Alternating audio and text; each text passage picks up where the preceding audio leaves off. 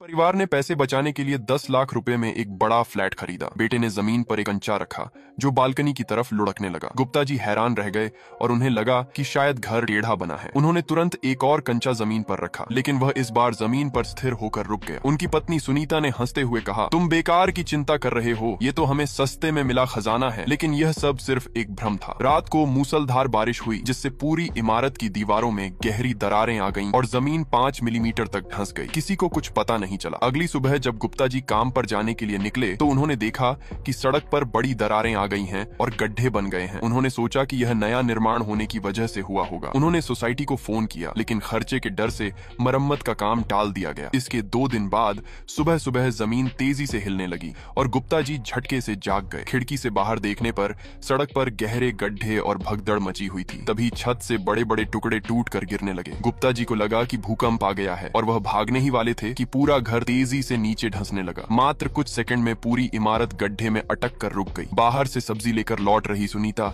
यह देखकर स्तब्ध रह गई। उन्होंने सोचा कि गुप्ता जी और उनका बेटा अंदर होंगे, लेकिन जब वह घर पहुंची तो देखा कि गुप्ता जी अकेले ही इधर उधर बेटे को ढूंढ रहे थे। तभी अचानक एक टैक्सी छत तोड़ते हुए ड्राइंग रूम में गिर पड़ी। टैक्सी में उनका पुराना साथी शर्मा जी था। गुप्ता जी ने उन्हें बाहर निकालने के लिए पूरी ताकत लगाई, लेकिन दरवाजे का हैंडल टूट गया। टैक्सी धीरे धीरे पीछे की ओर लुढ़कने लगी और गड्ढे में गिरने वाली थी। संयोग से टैक्सी एक बड़े पत्थर पर अटक गई। गुप्ता जी ने जैसे तैसे शर्मा जी को बाहर निकाला। फिर दोनों ने मिलकर बाकी लोगों को ढूंढने की कोशिश की। सभी बचे हुए लोग मिलकर छत पर गए ताकि ऊपर मदद के लिए फोन किया जा सके, लेकिन गड्ढे की गहराई इतनी ज्यादा थी कि वहां कोई मोबाइल सिग्नल नहीं था। उधर ऊपर बचाव दल ने रस्सियों के सहारे लोगों को निकालने की कोशिश की, लेकिन रस्सियां ज्यादा वजन न झेल पाने के कारण टूट गईं। इसके बाद बचाव दल ने ड्रोन नीचे भेजा, लेकिन गड्ढे की गहराई इतनी थी कि आधे रास्ते में ही ड्रोन का सिग्नल खो गया और वह गिर गया। नीचे फंसे लोगों को यह देखकर उम्मीद बंधी कि मदद के प्रयास किए जा रहे हैं। तभी एक और झटका लगा और इमारत फिर नीचे की ओर खिसकने लगी। गुप्ता जी ने जैसे तैसे खुद को संभाला, लेकिन शर्मा जी फिसल गए। पास में मौजूद सीमा ने उन्हें पकड़ने की कोशिश की, लेकिन वह उन्हें नहीं रोक सकी। तभी शर्मा जी को पास में बिजली की एक तार दिखाई दी। उन्होंने पूरी ताकत से उसे पकड़ लिया